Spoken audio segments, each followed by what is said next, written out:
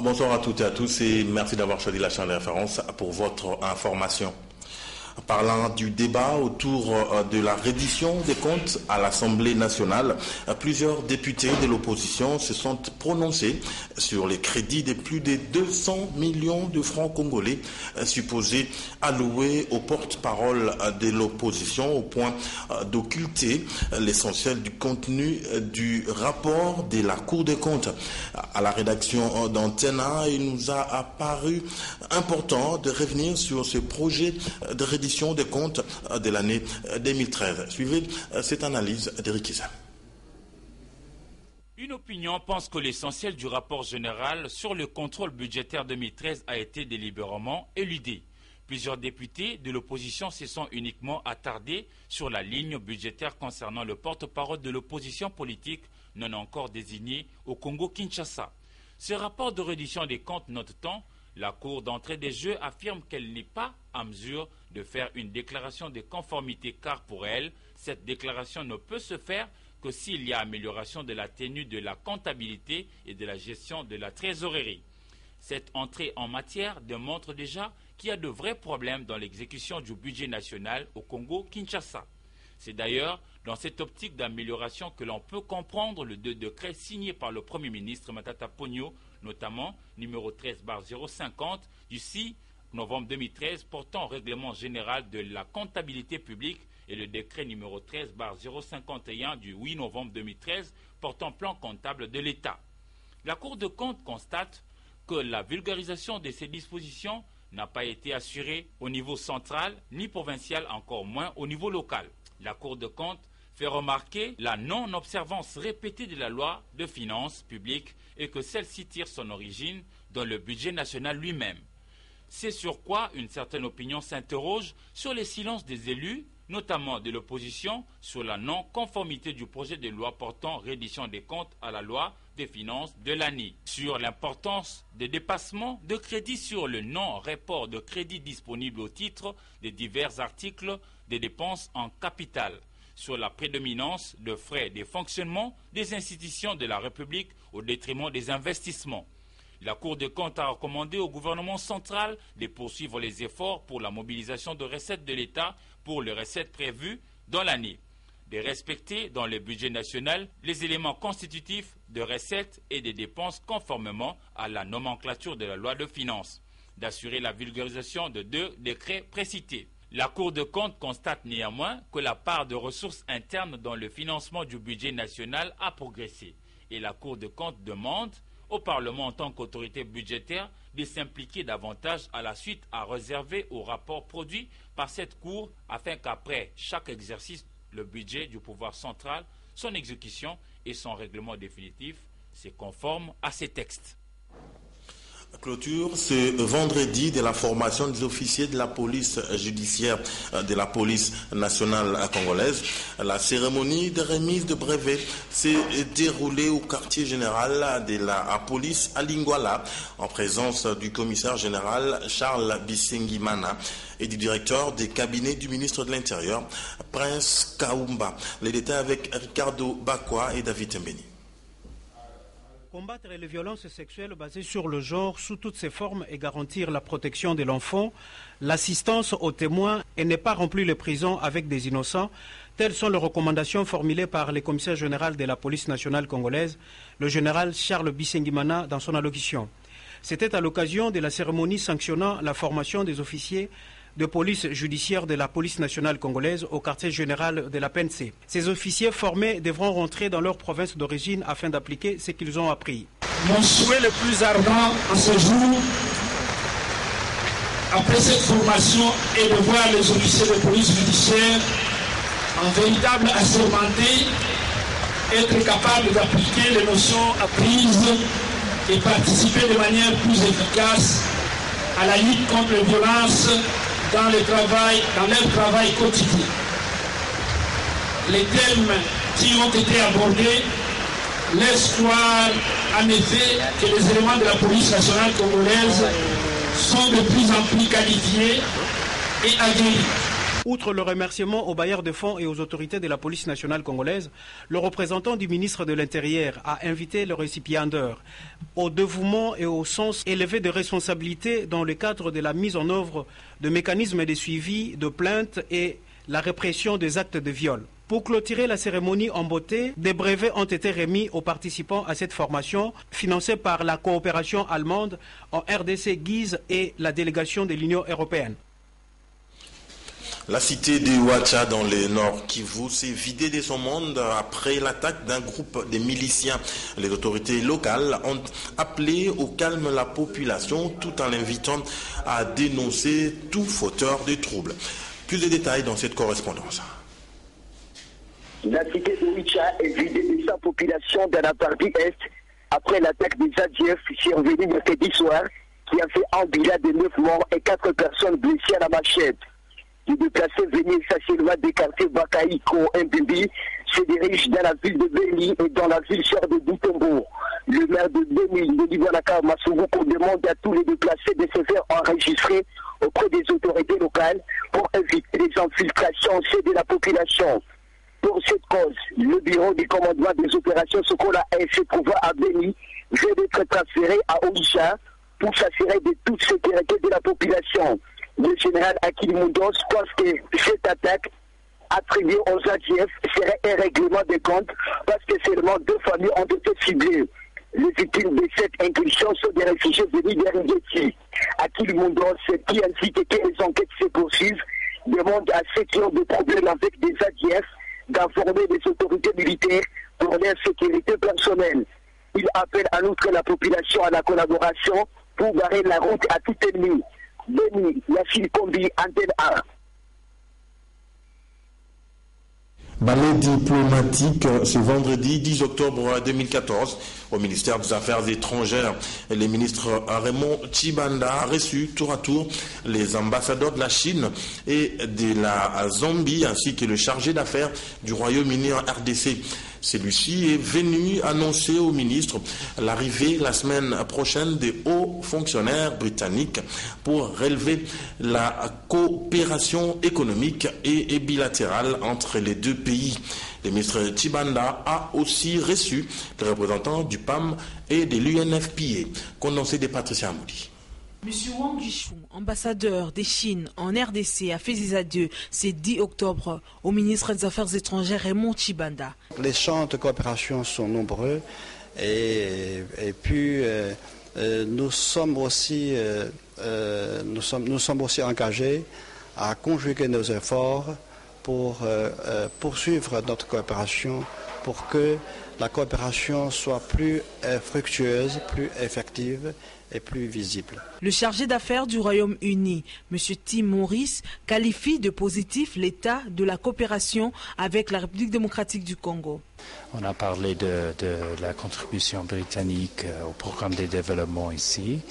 Je suis aussi venu pour parler d'une possible visite de part de nos fonctionnaires ici en RDC. Enfin, c'était une visite surtout en parlant de la coopération bilatérale entre nous. Les directeurs pays et représentants du programme alimentaire mondial Pablo Recalde a bouclé la journée des audiences avec le ministre des Affaires étrangères. Il m'a donné des pistes particulières pour le travail qu'on va entreprendre comme partenaire de le gouvernement du Congo, développer notre capacité de réponse d'urgence, mais la lier à un développement de l'agriculture comme une base d'un futur pour la DRC. Le ministre Raymond Tshibanda a également reçu la représentante de l'UNFPA, Mme Diane Keita. En marge de l'ouverture de la 5e édition de l'Expo SURS 2014, les ministres de l'enseignement supérieur et universitaire, Robert Mbwinga, a animé ce vendredi 10 octobre un point de presse à son cabinet. Il a notamment évoqué le rôle de l'enseignement supérieur dans le développement du pays par une adaptation des offres de formation aux besoins réels du marché de l'emploi. La 5e édition de l'Expo SURS est placée sous les thèmes opportunités et défis de l'enseignement supérieur, universitaire et recherche scientifique face à l'émergence de la RDC à l'horizon 2030. Cette exposition va non seulement permettre d'exposer des œuvres d'esprit, mais aussi offrir l'opportunité aux chefs d'établissement de l'ISURS de mener des réflexions profondes. Dans un grand nombre d'établissements scolaires et universitaires, les élèves et étudiants ont perdu la culture de la lecture. Popol Ziakwa s'est rendu au complexe scolaire Don Alberion, situé à Salongo dans la commune de Lema, et au CDSIOC à Gombe pour faire les constats. En dépit des efforts déployés par certains chefs d'établissement scolaires au bénéfice de la jeunesse, les élèves n'ont pas encore pris conscience de ce qu'ils sont appelés à faire. C'est le cas au complexe scolaire Don Alberion. Malgré la mise à la disposition des élèves des ouvrages, les bénéficiaires n'en profitent pas. Ces ouvrages, plus de 2000 livres, risquent de moisir sans être exploités. Les élèves ne lisent presque plus. Les promoteurs du complexe scolaire Don Alberion a fait un don important des livres, de plus de 2000 livres, même des romans. Il a mis à la portée de nos enfants. Tout ça, c'est pour donner les goûts aux enfants à lire. Même problème à l'université. Le responsable du centre de documentation de l'enseignement supérieur et de la recherche à Kinshasa, CDSURC, s'est plaint de manque de la culture de la lecture dans le chef de la majorité d'étudiants. Les étudiants ne se donnent pas à la lecture des ouvrages. Or, un étudiant qui ne fréquente pas la bibliothèque, évidemment, qui ne se forme pas, cet étudiant ne sera pas un bon universitaire. Un adage dit, pour cacher la vérité en noir, il faut la mettre dans un ouvrage. Que faire alors pour inculquer la culture de la lecture dans la population? Les responsabilités incombent aux dirigeants et aux parents qui ont la charge d'éduquer. La ministre du Genre, de la Famille et de l'Enfant, Geneviève Inagossi, a pris part jeudi à une réunion des femmes salutistes sur l'éducation, la santé et l'autonomisation des femmes. C'était dans la salle centrale dans la commune de la Gombe. Et la rencontre a été présidée par la commissaire mondiale Sylvia Cox en visite en RDC. Africa Mojinga. C'est dans le but d'appuyer et soutenir les actions menées par l'Église armée du Salut dans le secteur de l'éducation, la santé et l'autonomisation de la femme durant 80 ans en RDC, que la ministre du Genre, de la Famille et de l'Enfant, Geneviève Inagossi Kasongo, a, au nom du gouvernement, communié avec les femmes salutistes de la RDC. Dans l'assistance, l'on pouvait apercevoir des députés dames, à savoir Béatrice Lomea et Marceline Darouezi. La présidente mondiale des ministères des femmes de l'armée du Salut en ce jour en République démocratique du Congo, Sylvia Cox, a exhorté l'assistance à la pratique du pardon qui reflète les œuvres et recommandations de Jésus-Christ. La rencontre s'est clôturée par la visite des réalisations des femmes salutistes dans le cadre de l'entrepreneuriat féminin. La plateforme Cause Commune et l'association des professionnels africaines de la communication APAC en sigle ont organisé ce vendredi 10 octobre 2014 une conférence en la cathédrale Notre-Dame de Lingwala. La rencontre a porté sur la participation des femmes de médias dans les processus électoraux en RDC. Lasnanie Damemango. Les femmes des médias ont pris d'assaut la cathédrale Notre-Dame de Lingwala ce vendredi 10 octobre 2014 pour participer à la conférence organisée par l'ONG APAC et la plateforme Cause Commune. Elles ont fait un état des lieux du processus électoral en République démocratique du Congo et évoqué le rôle participatif de la femme des médias dans ces processus. À partir de cette mini-conférence, si je peux dire ça, on nous a montré comment la femme de médias peut participer au processus électoral, sortir dans le champ de médias, c'est-à-dire aller au-delà. On ne peut pas se limiter seulement parce qu'on est femme journaliste, on doit se limiter seulement dans ces cadres-là. Non, il nous a demandé d'aller plus loin, d'élargir un peu les champs. Selon les conférenciers du jour, Gérard Bissambou, la femme des médias doit avoir une vision révolutionnaire et s'approprier les processus électoraux pour construire une opinion forte de la presse congolaise. Ce qui est important, c'est de noter que les types d'informations ou encore l'approche d'information apportée par la femme des médias doit différer de l'approche de toute autre information. Elle doit donner une communication, comme je l'ai dit, active et mobilisatrice, qui amène les gens à comprendre le processus, qui amène les gens à s'approprier du processus, mais en même temps qui amène les gens à s'engager socialement et politiquement dans le processus, de manière à ce que le processus devienne un processus citoyen. Ici est de noter que la femme des médias est appelée à faire au-delà de son métier une communication de proximité. Ceci afin d'amener la population à bien cerner l'évolution du processus électoral et à élire les dirigeants de son choix. Le ministre de la Santé publique, Félix Kabange Numbi, a accompagné les représentants spéciaux du secrétaire général des Nations Unies en RDC, Martin Kobler, et les représentants de l'OMS, Dr Joseph Kaboré, mardi dernier à Lokolia, dans la province de l'Équateur, épicentre de la fièvre hémorragique à virus Ebola. Les différents sites, et plus précisément celui de la MONUSCO, dans cette contrée, ont été visités par ces hôtes des marques. Il voulait se rassurer des conditions, notamment hygiéniques, des malades et du personnel de santé. Patricia Bassois, Patrick Borel-Moukendi. La délégation venue de Kinshasa s'est dirigée vers le site construit par la MONUSCO pour les équipes travaillant sur place. Sous une tente, le docteur Félix Kabange préside une réunion de restitution. D'une pierre deux coups, le ministre de la Santé publique s'adresse personnellement au représentant spécial de la MONUSCO. La réaction du patron de la MONUSCO a été prompte. Les deux parties ont procédé à la signature d'un protocole d'accord permettant à la RDC d'entrer en possession du site qui appartenait autrefois à la MONUSCO. Par la suite, Martin Kobler et Félix Kabange ont visité d'autres sites à Lokolia, notamment celui des Médecins sans frontières, question de se rassurer des conditions hygiéniques. La journée s'est clôturée par l'adresse du ministre de la Santé publique, Félix Kabange, à la population des Lokolia. Les partenaires techniques et financiers du ministère de la Santé ainsi que les cadres du dit ministère ont travaillé du 8 au 9 octobre 2014 sur les projets de développement du secteur santé, un projet qui succède au projet d'appui à la réhabilitation du secteur de la santé PARS. Il s'est agi pour les participants à l'atelier de valider l'étape de préparation du nouveau projet avant sa mise en œuvre afin de parvenir à une compréhension commune de ses objectifs et interventions. Polydor Ngaziami et Ricardo Bakwa.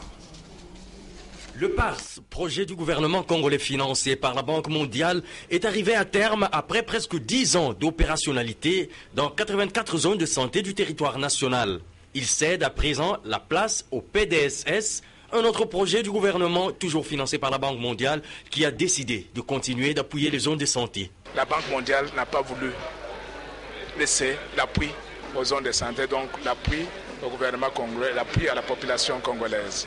Donc ils ont fait un autre projet qui va démarrer en 2015, qui va évoluer aussi pendant 3 ou 4 ans. Que faire pour que la mise en œuvre de ce nouveau projet réussisse? C'est autour de cette question que se sont déroulés les travaux de l'atelier d'évaluation technique, travaux au cours desquels le coordonnateur AI du PARS, Adoum Djibril, a eu à faire une présentation de ce projet dont l'impact sur la santé des Congolais est connu. Il fallait faire l'état des lieux du projet passé et utiliser donc les bonnes expériences de ces leçons apprises pour pouvoir corriger, profiter de ça pour mettre en œuvre efficacement les nouveaux projets. Il s'agissait ensemble de réfléchir sur les composants de ce projet et voir dans quelle mesure l'aligner sur les politiques et la vision du ministère. Le projet de développement du secteur santé couvrira environ 15 millions de personnes dans 120 zones de santé. Pour sa mise en œuvre, la stratégie principale adoptée est le financement basé sur les résultats. Pour le ministère de la Santé et la Banque mondiale, les objectifs de l'atelier ont été atteints. Une occasion pour le premier d'exprimer sa gratitude et pour la deuxième,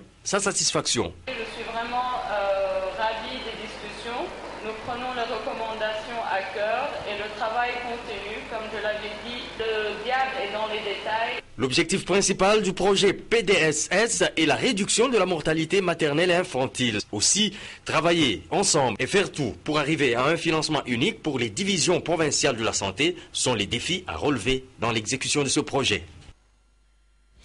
Les assurances automobiles, vie et incendie reviennent souvent lors de la paie des dossiers sinistres par l'assureur national. C'est 9 octobre à l'espace jeudi sinistre. Elles ont constitué l'essentiel de l'opération d'indemnisation des sinistrés à la 7e rue Limité. Willy Kacha nous en parle. 3 produits d'assurance ont fait l'objet de la paie de 127 dossiers sinistres à l'espace jeudi sinistre de la 7e rue Limité, ce 9 octobre 2014. Il s'agit des assurances vie, incendie et automobile. Qu'en est-il alors de ces branches d'assurance?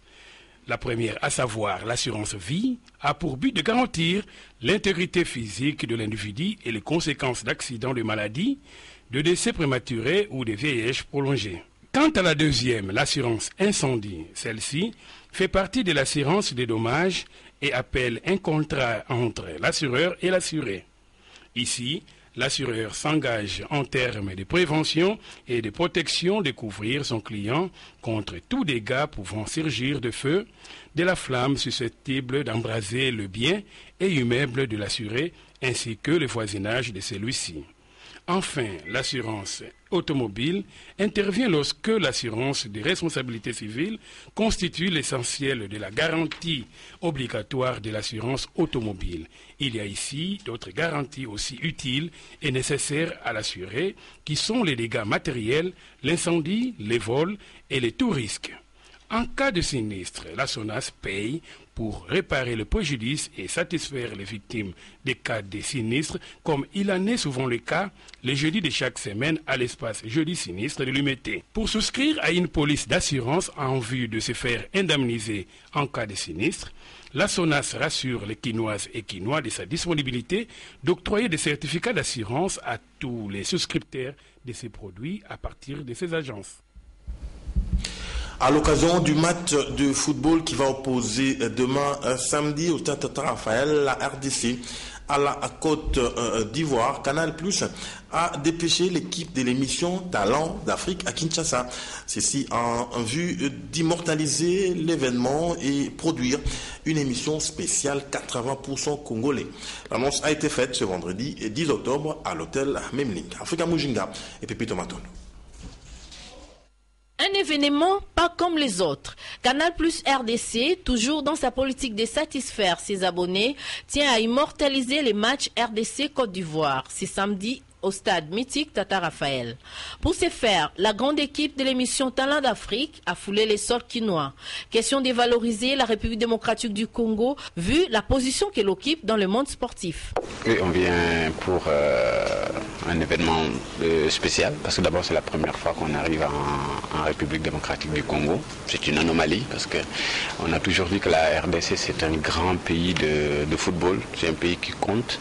Moi personnellement je l'ai dit parce que je connais le poids que ce pays-là représente pour l'histoire du football africain. La RDC a créé des vocations en Afrique. L'affiche est importante pour nous. Et il faut que le match soit important en lui-même. RDC Côte d'Ivoire, c'est naturellement le cas. C'est un rendez-vous entre deux grandes nations du foot africain. Quelle sera la particularité de ce nouveau numéro des Talents d'Afrique? Talents d'Afrique, comme on l'a dit, volontairement choisi de venir tourner ici pour mettre en valeur le football congolais, pour mettre en valeur les Congolais aussi, et puis grâce au travail notamment des journalistes congolais également. Oui, d'abord une émission spéciale, 100% RDC, voir que la RDC a encore des chances d'aller retrouver cette Coupe d'Afrique des Nations, qu'elle n'a pas le droit de manquer d'ailleurs, parce que je continue à dire que c'est un grand pays. Il convient de rappeler que la RDC est le pays dont on parle le plus dans l'émission Talent d'Afrique, de par sa stature et ses prouesses dans différentes disciplines sportives. C'est pour dire qu'avec Canal+, l'innovation est toujours au rendez-vous. Cet élément nous plonge de plein pied dans notre page sportive. En effet, demain, pour le compte de la troisième journée des éliminatoires Cannes Maroc à 2015, la RDC recevra la Côte d'Ivoire et les matchs se jouera au stade Tata Raphaël. Les coachs titulaires du Léopard de la RDC, Florent Ibengue Ikwangé, appellent tous les Congolais à soutenir à bras le corps notre 11 national. Suivez plutôt ce reportage de Patrick Borel-Moukeni Rigomlopo.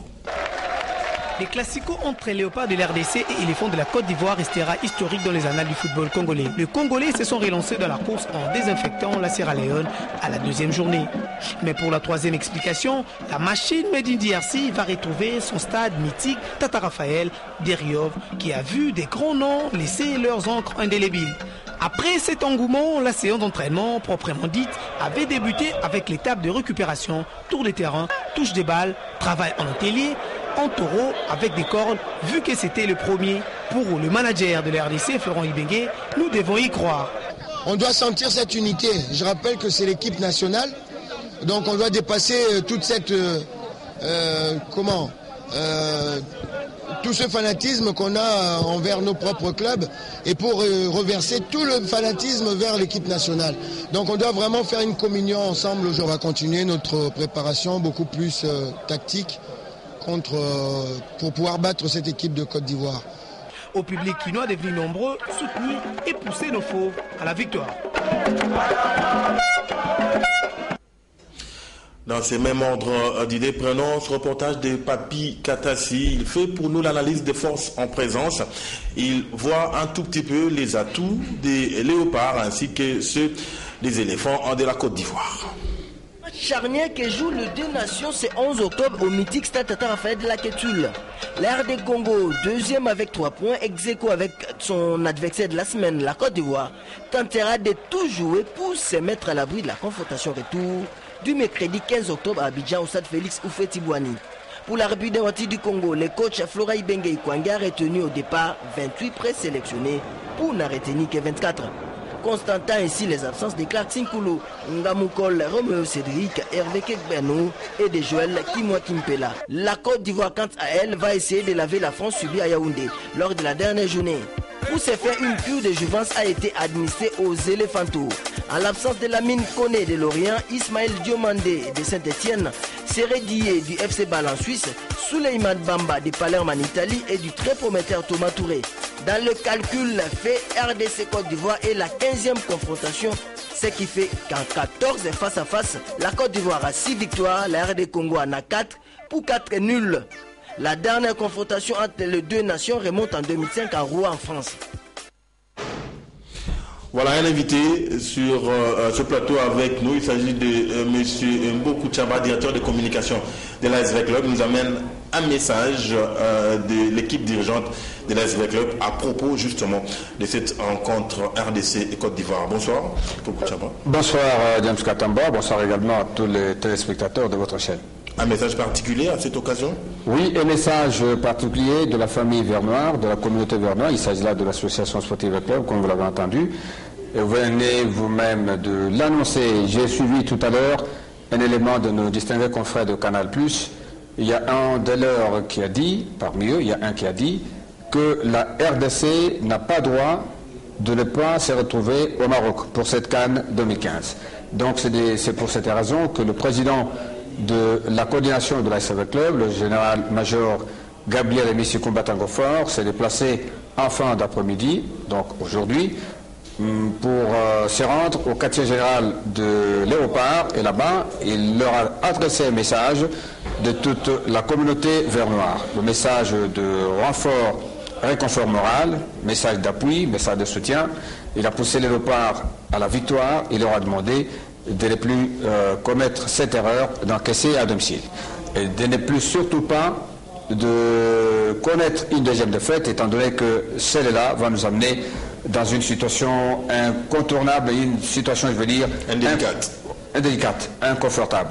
Donc les léopards n'ont pas droit à l'erreur, ils sont obligés de mouiller leur maillot, et il même a dit, vous êtes capable de donner sourire, faire plaisir au peuple congolais avec une victoire que nous attendons demain. C'est dans ce cadre justement qu'il a demandé, qu'il m'a chargé de demander à tous les supporters de l'ASV Club quel que soit l'endroit où ils seront, de venir très nombreux au stade Tata Raphaël demain.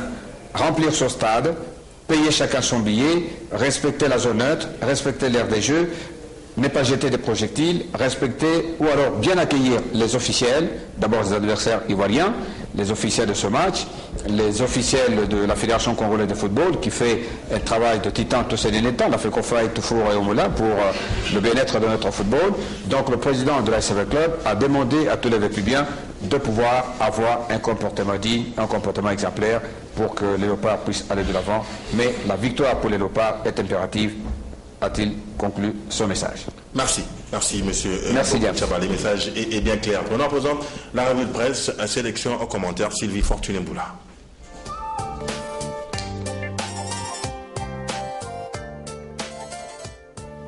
Bonsoir et bienvenue à cette revue de presse.